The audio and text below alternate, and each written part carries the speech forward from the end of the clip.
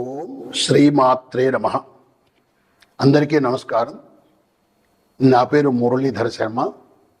నేను హైదరాబాద్ మణికొండ పుప్పాలగూడ ప్రాంతంలో ఉన్నటువంటి గోల్డెన్ టెంపుల్ వద్ద నివాసం ఉంటుంటాను. ఈరోజు మనము 2025 సంవత్సరంలో, అంటే ఈ క్యాలెండర్ మనకి జనవరి 1వ తారీఖు వస్తుంది కదా, ఈ సందర్భంగా 2025 సంవత్సరంలో గోచార రీత్యా ఏ రాశి వారికి ఎలాంటి ఫలితాలు ఉంటాయంటే జనవరి నుంచి డిసెంబర్ వరకు సుమారుగా ఈ టైంలో వచ్చేటువంటి ఈ కాలానికి ఎలాంటి ఫలితాలు ఉంటాయి అనేది జాతక రీత్యా గోచార రీత్యా చెప్పే ప్రయత్నం చేస్తాను. సాధారణంగా మనము పంచాంగం చూసుకొని ఈ ఫలితాలను చెప్పుతూ ఉంటాం. అయితే ప్రస్తుతం ఉన్నటువంటి ఈ సమాజంలో పంచాంగం అంటే ఏమిటి, అది ఎలా చూసుకోవాలి, దానిలో ఫలితాలు ఎలా తెలుసుకోవాలి అనేటువంటిది ఈనాటి యువతకు తెలిసే అవకాశం బాగా తగ్గిపోయింది. వాళ్ళు క్యాలెండర్ మీద ఆధారపడి ఉంటున్నారు. కాబట్టి ఆ క్యాలెండర్ ఆధారంగా, అంటే ఈ జనవరి నుంచి డిసెంబర్ వరకు ఎలాంటి ఫలితాలు ఉంటాయో చెప్పే ప్రయత్నం చేస్తాను. మనం ఈ జనవరి 1వ తారీఖును, అంటే 1/1/2025 అనేటువంటి ఈ తారీఖును మనము మన హిందూ క్యాలెండర్ అంటే పంచాంగంతో సరిచూసినట్టయితే పుష్యమాసంలో పుష్యశుద్ధ విధియ నాడు, బుధవారం నాడు ఈ 1వ తారీఖు వస్తుంది. అంటే పుష్యమాసంలో శుక్లపక్షంలో విధియ నాడు బుధవారం నాడు ఈ 1వ తారీఖు, జనవరి 1వ తారీఖు వస్తుంది. ఆ రోజు ఉత్తరాషాఢ నక్షత్రం ఉంది. ఆ విధంగా ఆ తిథి నాడు వస్తుంది. ఈ 25 అనేటువంటి ఇది చూసినట్టయితే మనము క్రోధినామ సంవత్సరంలో కొంతకాలము, విశ్వావసునామ సంవత్సరంలో కొంతకాలము, 2 తెలుగు సంవత్సరాలతో కలుసుకొని ఉంటుంది. ఈ జనవరి 1వ తారీఖు నాడు, జనవరి 1, 2025 నాడు కాస్త గ్రహస్థితి ఏ విధంగా ఉందో కూడా మనం తెలుసుకునే ప్రయత్నం చేద్దాం. దానివల్ల మనకు అసలు మనం గోచారం ఎలా తెలుసుకోవాలనేది అర్థమవుతుంది. లగ్నము ధనుర్లగ్నంలో ఆనాడు సూర్యోదయం అవుతోంది. అంటే రవి ధనుర్లగ్నంలో అగ్ని రాశిలో ఉంటున్నారు ఆయన. ఆ తర్వాత రవి చెప్పాను కదా, రవి కూడా ధనుస్సులోనే ఉన్నాడు. చంద్రుడు మకర లగ్నంలో ఉన్నాడు. కుజుడు వక్రస్థితిలో కర్కాటక రాశిలో ఉన్నాడు. బుధుడు వృశ్చిక రాశిలో, గురువు వృషభ రాశిలో, శుక్రుడు కుంభరాశిలో, శని కూడా కుంభరాశిలోనే స్వక్షేత్రంలో ఉన్నాడు. రాహువు మీన రాశిలో, అలాగే కేతువు కన్యా రాశిలో ఉన్నాడు. ఈ విధంగా 2025 జనవరి 1 నాడు గ్రహస్థితి ఉంటుంది. సూర్యోదయం అవుతున్నటువంటిది ధనుర్లగ్నంలో అవుతుంది. ధనుర్లగ్నము శుభలగ్నము కాబట్టి 2025 సంవత్సరం కూడా శుభంగా ఉంటుందని ఆశిద్దాము. అయితే మనము గోచార ఫలాలు తెలుసుకునేటప్పుడు మనకు నవగ్రహాలు ఉన్నప్పటికీ కూడా, అంటే 9 గ్రహాలు ఉన్నప్పటికీ కూడా, గురు శని రాహు కేతు అనేటువంటి ఈ 4 గ్రహాల యొక్క ప్రభావాన్నే మనము ఎక్కువగా తీసుకొని ఈ గోచారాన్ని పరిశీలిస్తుంటాము. ఎందువల్లంటే మిగిలిన గ్రహాలు కొన్ని నెల రోజులకే మారిపోతాయి, కొన్ని 45 రోజులకు మారిపోతాయి.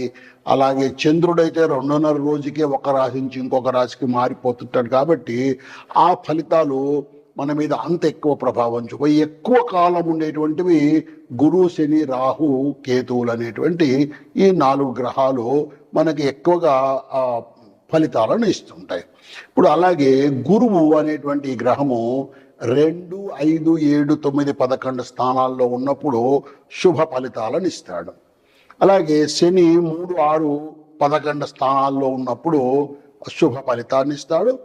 ఇంకొక ముఖ్యమైన విషయము, శని 12, 1, 2 స్థానాల్లో ఉన్నప్పుడు, అంటే మీ రాశి నుంచి 12వ స్థానము, 1వ స్థానం, 2వ స్థానంలో ఉన్నప్పుడు 7.5 సంవత్సరాలు ఏళ్ళ నాటి శని అని చెప్పి కాస్త దుష్ఫలితాలను ఇవ్వటము, అలాగే 4వ ఇంట్లో ఉన్నప్పుడు అర్ధాష్టమ శని అని చెప్పి దుష్ఫలితాలను ఇవ్వటము, 8వ ఇంట్లో ఉన్నప్పుడు అష్టమ శని అనే దుష్ఫలితాలను ఇవ్వటము. అంటే మనకు ఉన్నటువంటి ఈ 12 స్థానాల్లో కేవలం 3, 6, 11 స్థానాల్లో ఉన్నప్పుడు మాత్రమే శని శుభ ఫలితాలను ఇస్తుంటాడు. అలాగే రాహుకేతువులు కూడా 3, 6, 10, 11 స్థానాల్లో ఉన్నప్పుడు మాత్రమే శుభ ఫలితాలను ఇస్తారు. ఈ విధంగా మనకు ఏ గ్రహాలు ఏ స్థానాల్లో ఉన్నప్పుడు ఫలితాలను శుభ ఫలితాలను ఇస్తారో తెలుసుకున్నాం. అలాగే ఇప్పుడు ఈ గురువు, శని, రాహు, కేతు అనేటువంటి వాటిలో వేటిని ప్రభావం చేస్తారు మన జీవితంలో అన్నది తెలుసుకుంటే, గురువు చదువు, ధనము, జ్ఞానము, వివాహము, భక్తి, సంపద, సంతానము ఇలాంటి వాటిని గురువు ప్రభావితం చేస్తాడు. అలాగే శని న్యాయము, అన్యాయము, పనిచేసే లక్షణము, మానసికమైనటువంటి ఒత్తిడి, కర్మఫలము, ఆరోగ్యము, ఆయుష్ అనేటువంటి వాటిని శని ప్రభావం చేస్తాడు. ఇక రాహును మనం పరిశీలించినట్టయితే మనకు భ్రమలు కల్పించడము, మానసికమైనటువంటి ఒత్తిడిని కల్పించడము, ఇలాంటివి మన ఆరోగ్యాల మీద, ప్రత్యేకించి మానసిక ఆరోగ్యం మీద ఎక్కువ ప్రభావాన్ని రాహువు చేస్తుంటాడు.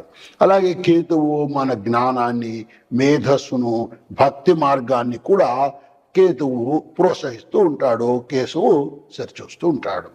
ఈ విధంగా ఒక్కొక్క గ్రహము కొన్ని కారకత్వాలను కలిగి పనిచేస్తూ ఉంటుంది. ఇక మనము గోచార రీత్యా అన్నాం కదా, నేను మీకు కాసేపు ముందు ఏ స్థానాల్లో ఏ గ్రహాలు ఉన్నాయని చెప్పాను కదా. అయితే ఈ గ్రహాలు కాస్త మారుతూ ఉంటాయని కూడా చెప్పాను. ఉదాహరణకు గురువు 14 మే నాడు వృషభ రాశి నుంచి మిథున రాశికి మారుతాడు. అలాగే శని 23 మార్చి 2026 నాడు కుంభం నుంచి మీన రాశికి వెళ్తాడు. ఇక రాహువు మే 20వ తారీఖున మీనం నుంచి కుంభానికి వస్తాడు. వీళ్ళు వక్ర గ్రహాలు, రాహుకేతువులు వక్ర స్థితిలో ప్రయాణం చేస్తూ ఉంటారు. ఈ విధంగా రాహువు 20 మే నాడు మీనం నుంచి కుంభరాశికి వస్తాడు. ఇక కేతువు కూడా అదే 20 మే నాడు కన్యా రాశి నుంచి సింహరాశికి ఆ రోజు వక్ర స్థితిలో ప్రయాణం చేస్తాడు. ఈ విధంగా ఈ గ్రహాలు స్థిరంగా ఒకే రాశిలో శాశ్వతంగా ఉండవు. ఆ గ్రహాలకు చలనం ఉంటుంది. ఆ గ్రహాలు ఇందాక చెప్పినట్టుగా చంద్రుడు 2.5 రోజుకు, కుజుడు 45 రోజులకు ఇలాగా మారిపోతూ ఉంటారు. శని 2.5 సంవత్సరాలకు ఒక్కొక్క రాశిని ఇలా మారుతూ ఉంటారు. ఈ మారేటప్పుడు కూడా ఒక రాశి నుంచి ఒక రాశికి మారినప్పుడు మన జన్మరాశి నుంచి వాటి యొక్క స్థానం మారుతుంది కాబట్టి వాటి ఫలితాల్లో కూడా మార్పులు వస్తుంటాయి. ఈ విధంగా ఇప్పుడు మనము ఏ రాశి వారికి ఎలాంటి ఫలితాలు ఉన్నాయో తెలుసుకునే ప్రయత్నము చేద్దాం. ఇప్పుడు మనము ధనుస్సు రాశి వారికి 2025 సంవత్సరంలో, అంటే క్యాలెండర్ పీరియడ్లో జనవరి నుంచి డిసెంబర్ వరకు సాధారణంగా గోచార రీత్యా ఎటువంటి ఫలితాలు ఉంటాయి అనేది మనము తెలుసుకునే ప్రయత్నం చేద్దాం. ముందుగా గోచారం అన్నప్పుడు మనము గురు శని రాహు కేతువులను మనము పరిశీలన చేసి ఫలితాలు తెలుసుకుంటుంటాం. అంటే మిగతా గ్రహాలు మన మీద తక్కువ ప్రభావాన్ని చూపుతాయి. ఎందుకంటే ఒక్కొక్క రాశిలో తక్కువ కాలం ఉంటూ ఉంటాయి. ఉదాహరణకు ఇప్పుడు కుజుడు ఉన్నాడు, 45 రోజుల్లో ఒక రాశి నుంచి ఇంకో రాశికి వెళ్ళిపోతుంటాడు. కాబట్టి మన మీద అంత ఎక్కువ ప్రభావం ఉండదు. ఈ గురు శని రాహు కేతువులు ఎక్కువ కాలం ఒక్కొక్క రాశిలో ఉంటూ ఉంటారు కాబట్టి ఎక్కువగా ప్రభావాలు చూపుతుంటారు. ఈ ధనుస్సు రాశి వారికి ఈ గురు శని రాహు కేతువుల ప్రభావం ఎలా ఉందో చూద్దాం. గురువు వృషభ రాశిలో ఉన్నాడు. ధనుస్సు రాశి వారికి అది 6వ ఇల్లు, షష్ఠ స్థానము, శత్రులోక రుణ స్థానము, ఆరోగ్య స్థానం.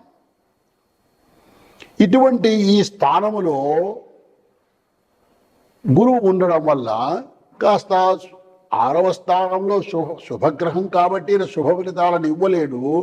అది వృషభంలో ఉండడం వల్ల షష్ఠ స్థానంలో కాస్త ఆరోగ్యం మీద ప్రభావం చూపించడము, కాస్త కోర్టు వివాదాలు ఏవైనా సృష్టించడము, వ్యాపారాల్లో వివాదాలు కలగడం. ఎందుకంటే శత్రుస్థానంలో ఉన్నాడు ఆయన, అందువల్ల ఇలాంటి ఫలితాలను ఇచ్చే అవకాశము ఉంటుంది. ఇటువంటి గురువు 14 మే 2025 నాడు ఆ 6వ ఇంటి నుంచి మిథున రాశికి, అంటే వృషభం నుంచి మిథున రాశికి 7వ ఇంటికి వస్తున్నాడు. 7వ ఇల్లు వివాహ స్థానము, భార్యాభర్తలకు సంబంధించినటువంటి స్థానము, తర్వాత పార్ట్నర్షిప్ వ్యాపారాలకు సంబంధించినటువంటి స్థానం. అటువంటి చోట ఈ సప్తమ స్థానానికి ఈ గురువు రావడం వలన, అంటే మిథున రాశికి రావడం వలన కాస్త శుభ ఫలితాలను ఇవ్వడం మొదలు పెడతాడు. ఏదైనా వివాహ ప్రయత్నాలు చేస్తూ ఉంటే నెరవేరే అవకాశం ఉంటుంది మే తర్వాత. అలాగే వ్యాపార సంబంధాలు కూడా మెరుగుపడే అవకాశం ఉంది. ఏదైనా కొత్త వ్యాపారాలు ప్రయత్నం చేయాలనుకున్నా కూడా ఈ ధనుస్సు రాశి వాళ్ళు ఈ గురువు యొక్క ప్రభావంతో ఆ కొత్త వ్యాపారాలు కూడా మే నెల నుంచి ప్రారంభం చేసుకునే అవకాశం ఉంటుంది. ఇక శని యొక్క ప్రభావం ఎలా ఉంది? శని కుంభరాశిలో ఉన్నాడు. అంటే ధనుస్సు వాళ్లకు, ధనుస్సు మకరం, కుంభం 3వ ఇంట్లో ఉన్నాడు శని. దీనివల్ల శని స్వక్షేత్రంలో కుంభంలో ఉన్నాడు. తోబుట్టువులతో, సహోదరులతో ఇబ్బందులు కలిగే, అంటే అన్నదమ్ములతో కాస్త ఇబ్బందులు పెరిగే అవకాశం ఉంటుంది. అలాగే అన్ప్లాన్డ్ ట్రావెల్స్, అంటే అనాలోచితమైనటువంటి అకస్మాత్తుగా ప్రయాణాలు చేయవలసినటువంటి పరిస్థితి కూడా ఏర్పడి దీనివల్ల కూడా కాస్త ఇబ్బందులు ఏర్పడుతూ ఉంటాయి. ఇటువంటి ఈ శని 29 మార్చి 2025 నాడు కుంభరాశి నుంచి మీనరాశికి 4వ ఇంటికి వస్తున్నాడు. ఈ 4వ ఇంటికి శని రావడం వల్ల కాస్త ఉద్యోగాల్లో అస్థిరత ఏర్పడడం, తల్లిదండ్రుల వలన కూడా కాస్త ఆర్థిక సమస్యలు రావడము, తల్లి ఆరోగ్యంలో ఆందోళన కలగడం లాంటివి కూడా జరిగే అవకాశం ఉంది. కాబట్టి ధనుసు రాశి వాళ్ళు కాస్త మార్చి 2025 నుంచి కాస్త తల్లిదండ్రుల మీద కాస్త ఎక్కువగా దృష్టి పెట్టి వారికి ఏదైనా ఆరోగ్య సమస్యలు వస్తే వాటిని పరిష్కారం చేయడానికి ప్రయత్నం చేయడము మంచిది. ముఖ్యంగా ఈ శివార్చన చేయడము, ఇందాక నేను చెప్పినట్టుగా అమ్మవారి పూజ చేసుకోవడము, లలితా నామాన్ని నిరంతరము జపం చేసుకోవడము, లేదా శివ పంచాక్షరి నామాన్ని నిరంతరము జపం చేయటము, లేదా ప్రతిరోజు శివ సహస్రనామం చదువుకోవటము, ఇలాంటి పనులు చేయటం వల్ల ఈ శని యొక్క ప్రభావాన్ని కాస్త మనము తగ్గించే అవకాశం ఉంటుంది. ఇక రాహువు మరొక ముఖ్యమైనటువంటి గ్రహం. ఈ రాహువు మీనరాశిలో ఉన్నాడు. మీనరాశి అంటే 4వ ఇల్లు. ఈ 4వ ఇంటిలో ఈ రాహువు తీవ్ర గ్రహము, కాస్త మనసుపై ఒత్తిడిని పెంచేటువంటి గ్రహము. ఈ 4వ ఇంట ఉండడం వల్ల, స్థిర ఆస్తి స్థానంలో ఉండడం వల్ల కాస్త ఆస్తి తగాదాలు ఏర్పడము, తల్లిదండ్రులతో ఇబ్బందులు కలగడము, లేదా కుటుంబంలో ఇబ్బందులు కలగడము, ఇలాంటివన్నీ కూడా జరిగేటువంటి అవకాశము ఈ రాహువు యొక్క ప్రభావం వల్ల ఉంటుంది. ఇట్లాంటి రాహువు ఫిబ్రవరి 20, 2025 నాడు మీనం నుంచి కుంభరాశికి 3వ ఇంటికి వస్తున్నాడు. ఇది సోదర స్థానము. అంటే ఇక్కడ ఏమవుతుంది, ఇప్పుడు మనకు ఈ తృతీయంలోకి రావడం వలన సోదరుల మధ్య అనవసరమైనటువంటి కలహాలు రావడము, అపోహలు ఏర్పడము, దీని వలన ఇబ్బందులు కలగడము జరిగే అవకాశం ఉంటుంది. కాబట్టి తప్పకుండా ఈ ధనుస్సు రాశి వాళ్ళు ఫిబ్రవరి 25 తర్వాత రాహువుకు సంబంధించినటువంటి పరిష్కారాలు, రాహు యొక్క స్తోత్రం నేర్చుకొని అది చదువుకోవటం ప్రతిరోజు, లేదా రాహు మూల మంత్రాన్ని జపం చేయటము, ఇలాంటివి చేయటం వలన రాహు యొక్క ప్రభావాన్ని తగ్గించుకోవచ్చు. తరువాత మరొక ముఖ్యమైనటువంటి గ్రహము కేతువు. కేతువు కన్యా రాశిలో ఉన్నాడు. కన్యా రాశి 10వ స్థానం, అంటే వృత్తి ఉద్యోగ స్థానం, రాజ్యస్థానం. ఇక్కడ మనకి ఏమవుతుంది, దీనివల్ల ఈ కేతు యొక్క ప్రభావంలో వృత్తిలో అనిశ్చిత, తర్వాత బాధ్యతలు పెరగడము, తర్వాత అంటే లేనిపోని అధికారులతో చీకాకులు ఏర్పడము, ఇలాంటివన్నీ కూడా జరిగే అవకాశం ఉంది. ఇటువంటి కేతువు ఫిబ్రవరి 20వ తారీఖు నాడు 2025 నాడు కన్య రాశి నుంచి సింహరాశికి, అంటే 9వ ఇంటికి, వక్ర గ్రహాలు కదా ఇవి, వక్ర స్థితిలో ప్రయాణం చేసే గ్రహాలు కాబట్టి 9వ ఇంటికి వస్తున్నాడు. 9వ ఇంటికి రావడం వల్ల భాగ్యస్థానంలోకి వస్తున్నాడు. కాస్త వృత్తిలో కాస్త అవకాశాలు పెరగడం, అప్పటి వరకు ఉన్న ఇబ్బందులు తొలగిపోవడం, అనిశ్చితి తొలగిపోవడము, ఆర్థిక విషయాల్లో కాస్త ఇబ్బందులు ఏర్పడినా కూడా ఈ వృత్తిలో ఉన్నటువంటి ఈ ఇబ్బందులు తొలగిపోవడం వల్ల కాస్త జీవితం సుఖమయంగానే ఉంటుంది అని చెప్పుకోవచ్చు. ఇప్పుడు మనము ఈ ధనుసు రాశి వారికి మొత్తం మీద మనము పరిశీలన చేసినట్టయితే కాస్త శని ప్రభావము ఎక్కువగా ఉంటుంది, రాహు కేతువుల యొక్క ప్రభావం అంత ఎక్కువగా లేదు. గురువు శుభగ్రహంగానే ఉన్నాడు కాబట్టి శనికి తగిన పరిష్కారాలు చేసుకుంటే కనుక ఈ ధనుస్సు రాశి వాళ్ళకి 2025 సంవత్సరము సుఖమయంగా ఉంటుంది అని చెప్పవచ్చు. ఓం శ్రీమాత్రే నమః.